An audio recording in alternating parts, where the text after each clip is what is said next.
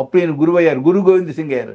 ఆయన ఏం చేశారు, బాబు మీ పిల్లాన్ని నాకివ్వండి, మీ పిల్లాన్ని నాకివ్వండి అంటూ సంఘంలో ఉండేటువంటి అన్ని వర్ణాల యొక్క పిల్లల్ని తీసుకుని వాళ్లకు యుద్ధ విద్యలో తర్ఫీదు ఇచ్చి ప్రభుత్వాన్ని ఎదిరించడం ప్రారంభించారు.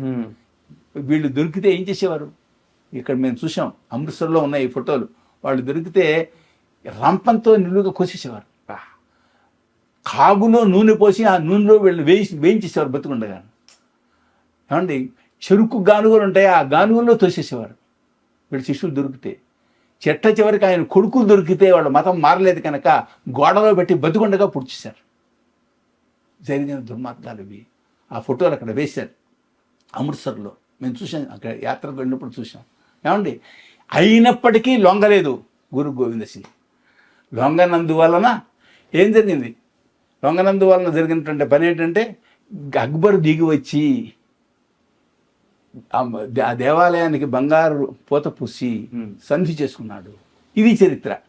ఈ చరిత్ర పక్కకు పెట్టి ఈ దొంగతనాలు చేయడం వలన పూర్తి చేయాలని రాశారు. చరిత్ర ఎలా రాశారు చూడండి, చూసారా? ఈ చరిత్ర తెలియనందువలన గత శతాబ్దిలో కెనడాలో ప్రాచీనమైన లక్ష్మీనారాయణ దేవాలయాన్ని ఈ సిక్కు యువకులు ఎవరు తమ కుటుంబాలను వదిలిపెట్టి సిక్కులై ఆయుధాలను పట్టుకుని దేశం కోసం పోరాడారో వాళ్ళ వారసులైనటువంటి సిక్కు యువకులు ఈరోజు పాకిస్తాన్ జెండా పట్టుకుని ప్రాచీనమైన లక్ష్మీనారాయణ దేవాలయాన్ని కూల్చారు. చరిత్ర ఎరుగని మహాపాతకం మన దేశాన్ని పట్టింది కనుక ఆ పాతకం ఉండకూడదు, తొలగించాలి. మన ప్రాచీన చరిత్రను పిల్లలకి చెప్పాలి.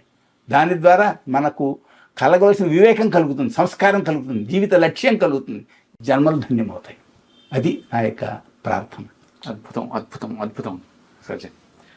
అయితే ఇక్కడ మరొక ప్రశ్న, ఇంతకుముందు మీరు అంటే రామాయణ కాలంలో రావణుడి దగ్గర కూడా కొంతమంది వేదాలు ఉన్నాయి అన్నారు. సో మీ అంచనా ప్రకారం, అంటే మీ రీసెర్చ్ ప్రకారం వేదాల వయస్సు ఎంత అంటే ఏం చెప్తారు? మనకు సంప్రదాయంలో ఒక మాట ఉంది, ఏంటంటే వేదాలు అపౌరుషేయాలు అని.